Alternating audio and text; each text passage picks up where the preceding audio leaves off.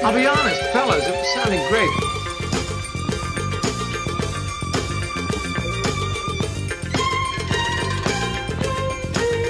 And it is the 18th day of March.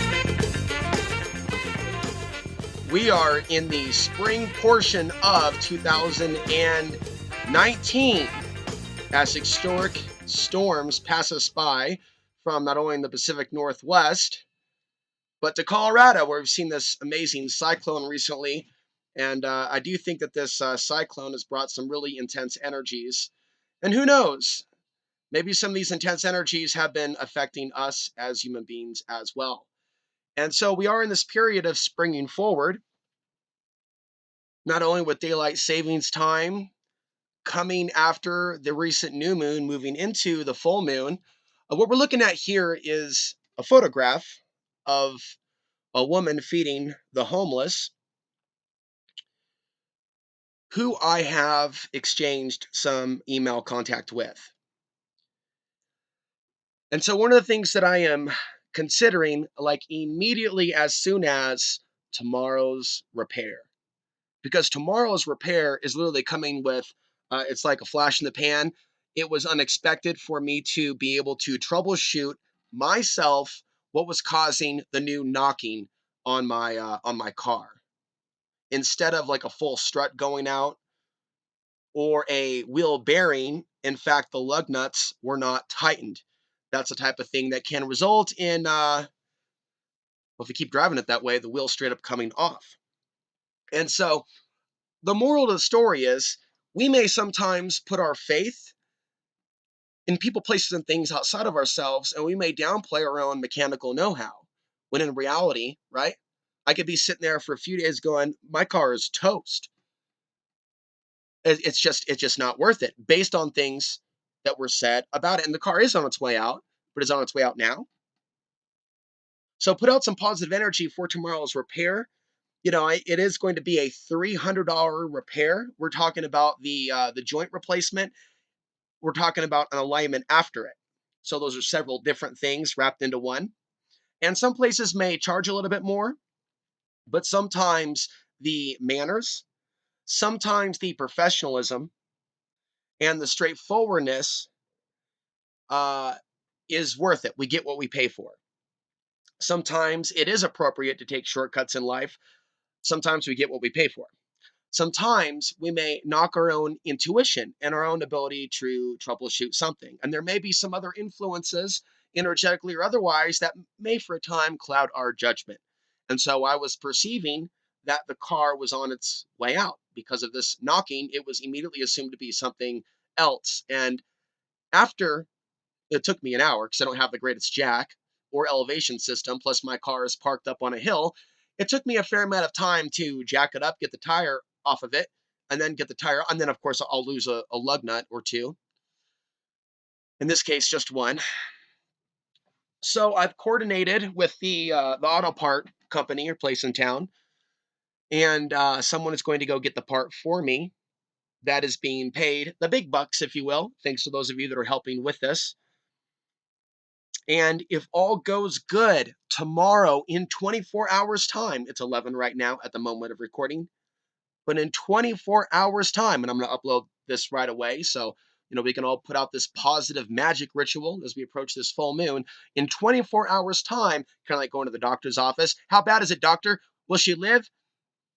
In 24 hours' time, we will get the verdict. And I'll be leaving, right here. I'll be leaving in a festive manner the mechanics. That's right. Pimping it. Heading towards the area or region where this woman is feeding the homeless. You helping me is helping me help others. And that's a fact, Jack. I'm doing something new. I'm just jumping at this. I'm totally jumping at this. And I could totally break my back as a day laborer, or I could just maintain my real job, which is here. Not abandoning my job here with you, but maybe expanding my work into other things, into other experiences. We're going to take a look really quickly at the Denver murals, but this is an example of artwork that has been used to warn us about the collapse of our civilization. And being that we're talking about Portland being a microcosm for the macro, it's appropriate to bring this to your attention. And I think this is a time for those of us in Colorado to find each other. It's not so much about media activism, but activism in general, exploring our own spirituality and individuality and working together outside the left right paradigm because it's not left, it's not right, it's OTBTV. And you're going to hear that more and more. It's not left, it's not right, it's OTBTV. And that's something that people are going to hear more and more, and they're going to understand it and they're going to identify with it. And there's going to be a renaissance of people understanding it's not left, it's not right, it's the state versus you, it's OTBTV, laying this out, explaining to people also the real causes of homelessness today and the easy solutions that are available if we were to do things like upgrade the land use code. We can avert certain things, we can learn from history, and there's a lot of people that aren't on page one that need to start paying attention a little more closely to the writing that's on the wall, to the painting that's on the wall, the painting that's on the wall that people years ago would show a lot of concern about, but in recent years have been talking about less and less. In fact, we're seeing a lot more snowflakes on the right that are being defensive about what's taking place and denial about what is taking place. They seem to not understand that we are all affected. They don't seem to always understand the importance of going beyond the illusions of separation, realizing when some people are targeted, millions of people on the planet, that's really an attack on all of humanity. There is no real separation that only exists in their own mind and consciousness. A lot of people aren't even on page one of this. A lot of people are in denial. Why are they in denial? Why are people in so much pain when confronted with the truth? Let me tell you now about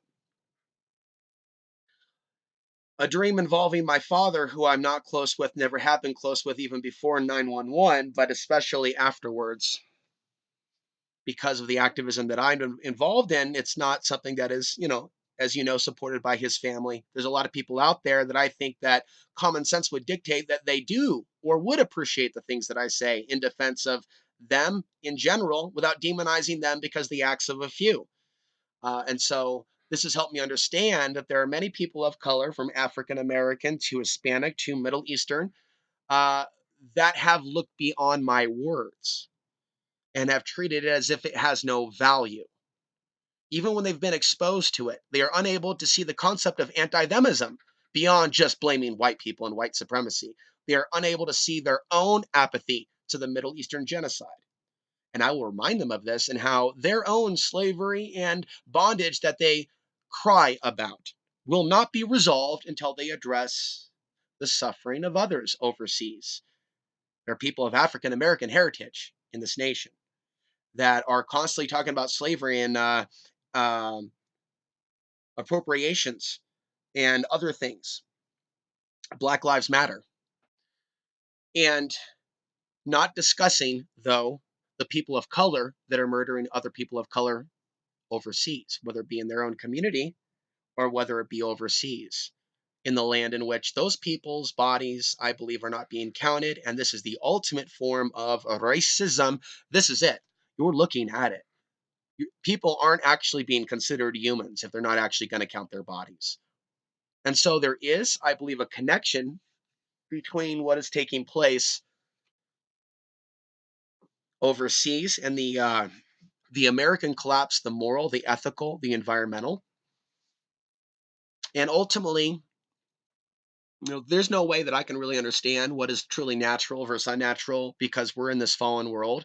All I know is like there is a certain amount of information that is either retained or is being remembered by me,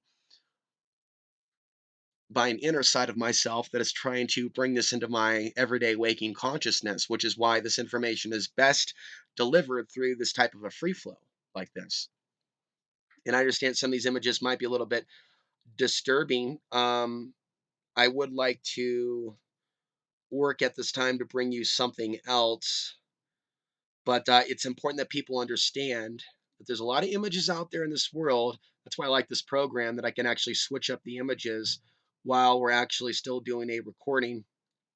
Um, there's a lot of beauty out there, and I think this is appropriate, that we may overlook when we are living the nightmare.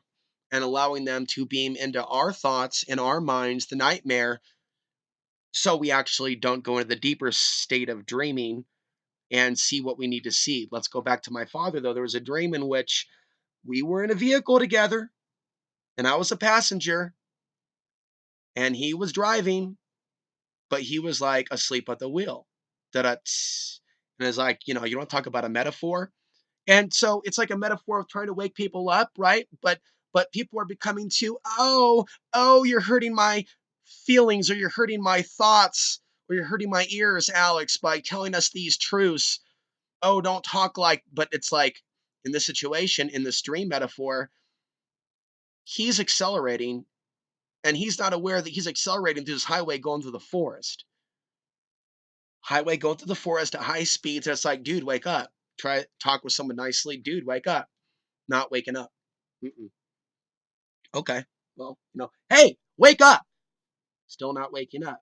So I don't know exactly how I extracted or gave him some pain. I think I grabbed him by the ear and just started squeezing, like, hey, wake up. Like, okay, so I have to actually inflict pain on you, father, to get you to wake up so you can friggin' hit the brake, because you're doing 90 now and you're accelerating like there's no brakes. And there's a lot of this no brake type of symbolism that I've had in hundreds of dreams. But in this case, I'm not the one in the driver's seat. He is. And, there are things that we, of course, will save until our parents are in the grave out of respect for them. So, I'm exercising certain things until, that happens. And then you will understand. And there may be world events that happen between now and the next 10 years that will help you understand even more. And some of you, maybe a few of you, are at that level of intuition to where you just get it, or maybe you've been a viewer for a long, long time and maybe a subscriber on VHX. So you're an under. I want to thank the new person. We are now up to 27 subscribers at outsidethebox.vhx.tv. I don't do a lot of promos for this. I don't oversell.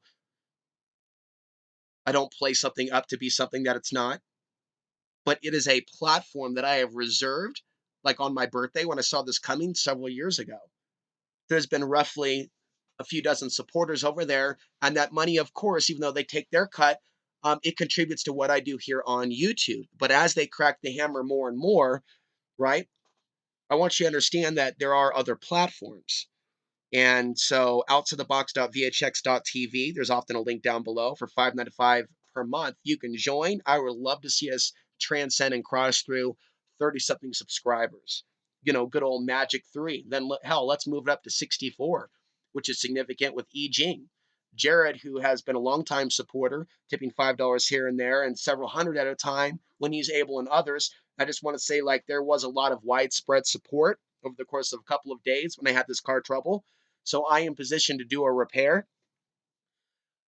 The YouTube AdSense is shorting me a little bit, and there's a new adpocalypse upon us. And so what you're doing is you're helping me mediate this major like cutback in our views and other things by coming to the channel manually, remembering my name. That's also why I got to remind you that we're going to simplify this to OTB TV pretty soon. I mean, I'm talking about the YouTube URL, but you'll still be able to find the channel by Googling Alex Ansary.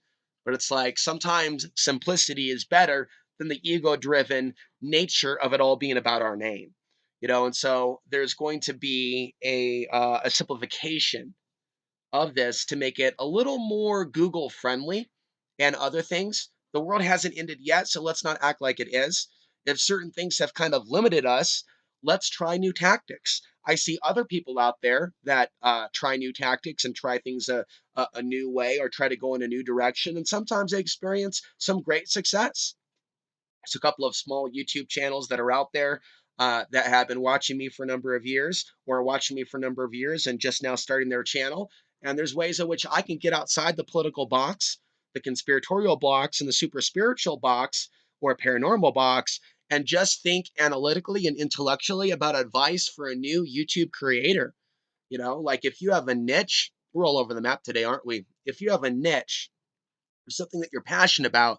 I mean, think about it this way. There could be people, and this is how some of you found me. They're going to one day go to YouTube and they're literally going to type in a question, or they're literally going to type, how do I, or they're literally going to type in things like social media, paranormal, psychic attack, or there'll be a number of different things that are like themes that, of course, are themes on my channel that no one else is talking about. And one of the things I'm trying to process as I start writing again is the need to communicate in writing, because a lot gets lost in translation when it's spoken over video. That doesn't mean I'm attacking you. Same thing with me listening to someone else. Now, if we take the time to read something, and whether it's a PDF, some sort of a Kindle that you're going to read on an iPad, but more especially in a zine or a book, it's going to be like in writing. There's going to be less confusion about what was said. So I think about what are my most important spiritual ideas. This includes this knowledge about the sun. This includes what I'm warning the people of the United States about China. This includes why I have brought up the nation of Afghanistan, why I believe it's significant. Because I haven't yet made a documentary about it, but a documentary by me. I just wish that I had collaborators with the documentary, advisors. If any of you are of that heritage, I implore you to contact me and be helpful with laying out a proper timeline. What I can say is Tamim Ansari, why he actually came up in my dreams recently, and he's not someone that um, thinks fondly of me. A lot of people shy away from a lot of the theories and have used the things that I've said against me. And a lot of we're already in that type of society. I'm just reminding you, it's not limited to like just this culture or society. It's more of a global phenomena of the isolation of the person that speaks certain things that are unpopular.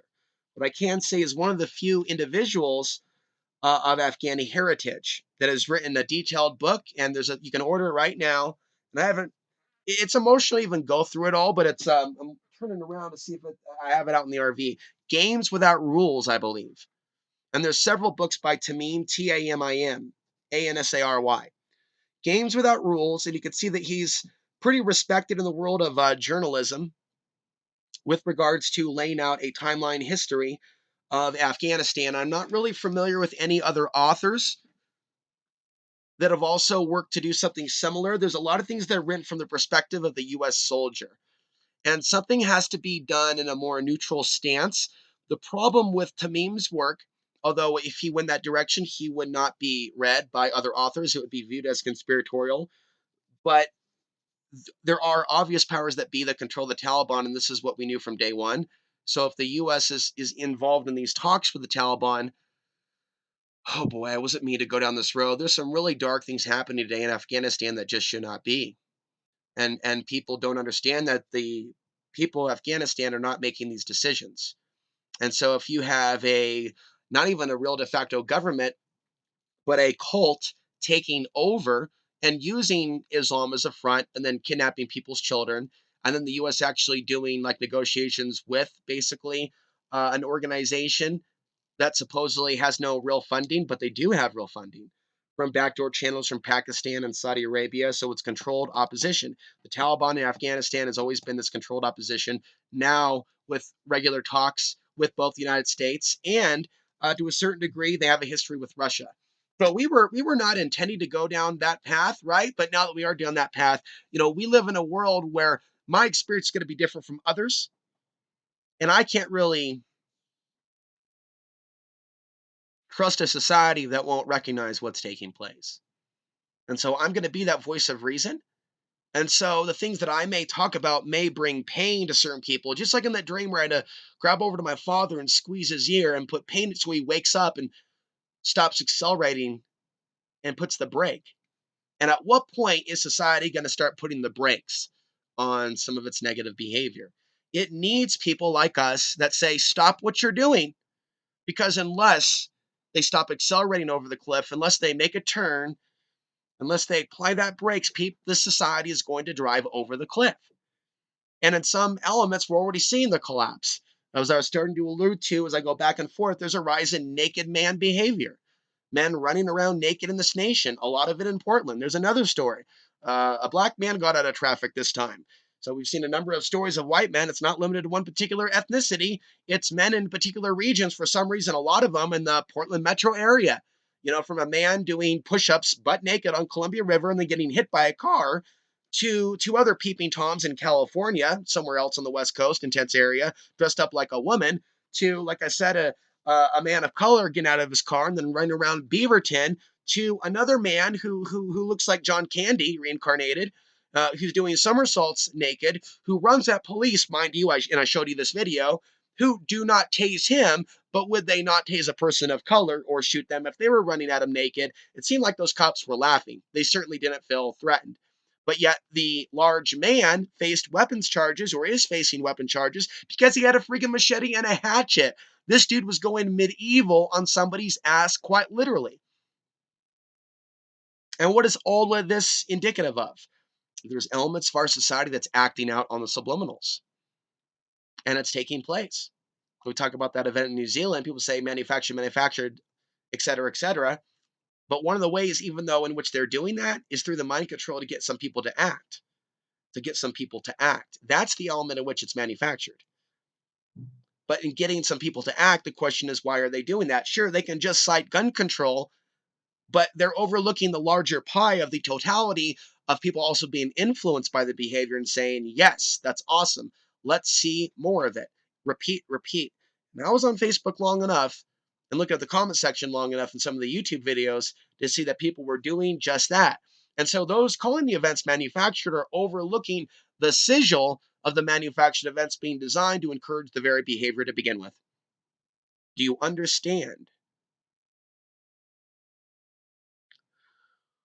I'm going to end with this. I have a lot of spiritual gold in these podcasts that can help a lot of Caucasians specifically rise above the evil of this world that is calling to them by the billions, from the millions to upwards to the billions. We're a planet of 7 billion people. And so there's like the illusions of separation and racism, which transcends all ethnicities and does exist. And messages like mine need to be heard during this time. How social media has been weaponized, how Facebook has been hijacked, how many people's thoughts are not their own.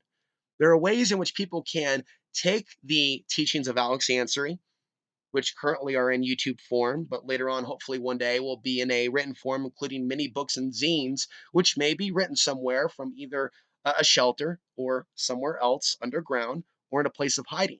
It's important that future generations, after all this digital energy is wiped away, understand what was really taking place before the collapse. We're going to be talking in a future video about Google inadvertently or deliberately helping the Chinese military, and Russia copying this blueprint as well. We can wake up one day and see things in Russian as well, a new controlled internet after the collapse of our current grid. And so when people want to ask such questions about the government shutting down the grid, they should then also think about those people that could be affected by the rise of the tyrannical, draconian New World Order police state, the ethno state agenda that some of these alt right millennials would like to carry out. Will they actually see their goal brought to fruition, or are they being used to actually demonize white people before the geopolitical agenda? For many years, I've been asking you yourself to ask yourself the question as to why they're trying to radicalize these groups, because it's not really actually being done to benefit their own people and tribe. Instead, they're the ones creating the propaganda that white people are the da da da, and other nation states and governments are going to run with it. Alex Hansky is actually one of the few that's actually tried to help you see this. This is why, in order to purify my mind, I stay away from nearly all alternative media independent sources of opinion, unless they actually discuss the millions of people being removed off this planet without their numbers being counted, right? And there's a potential for energy compromise. I have to keep my message pure. I have to allow people to disagree and not like me necessarily for who I am, but I can't change who I am in order to get people to like me within that paradigm. The only people who support that I even, whether it's donation, viewership, or other, are the people that support me telling the truth, the whole truth, and nothing but the truth without trying to sugar it down or water it down to appease someone, which you need, just like someone's life coach. If I was to have a life coach or a trainer, if I was training for a big fight, I certainly wouldn't want that person to be, encouraging me to eat at McDonald's and be drinking during my sessions and be doing like, large lines of MDMA and cocaine and strippers. Like, no, it would be someone that'd be like, you're going to eat the best food. You're not going to be on YouTube all day watching fight videos. You're going to be up and you're going to be training. Um, you're not going to be, going to the nightclubs every other night, like, women weekend legs. Remember like Rocky, he's training. Well, that was like a deeper truth in that. Not so much a superstition. It was like focus on your training, not letting your energy or your chi be drained out through these extracurricular activities. And from Mike Tyson to others, like the guy Hate the Guy, they wouldn't be involved in quote unquote the act of fornication before a big fight, so they can have that extra boost of testosterone. And so there's elements of truth to this, metaphors and different ways in which this plays out. And whether we're talking about testosterone or other forms of energy, even spiritual, dopamine, and other, the social media spectrum can inadvertently drain us and sap us of that life giving force. Sometimes we have to use that force in other ways. Segueing now, before the podcast is over, we have a new sunspot. And new sunspots can be something that wakes us up. So we can see some people preparing for wars and look at the world events. You could be preparing for greater athletic performance, just like Rocky training in Rocky 4 through isometrics, through sit ups, through push ups, through taking it to the limit and not actually using steroids like his opponent, but going all natural. That's how he's able to tap into that spirit. And I've loved that movie since I was 7 years old. And somebody somehow is tapping into the spirit of what keeps me alive through a recent video tribute, Alexandria, Colorado car stock. Um, I feel like that's exactly what a lot of us collectively are in the mode of. And we can feel it with this emergence of the new sunspot, which is going back to like the 8th of March. Here we are in the 18th, moving into the 19th tomorrow. And I'm going to be driving to one of the next towns over to see how I might be of service to other people. And maybe also thinking about some audio interviews. I'd like to learn how to build, but in this, there's this deeper story, which I probably should write more about before just sharing here, of all the different ways in which I kind of wanted it to come to me here by being like immersed in the deepness of the trees, far away from society. Sometimes the answers aren't to be found leaving society. Maybe we just leave society for a little bit in order to think and ponder about things, only to return back into society with new ideas that we brought down and took down and translated from the mountain.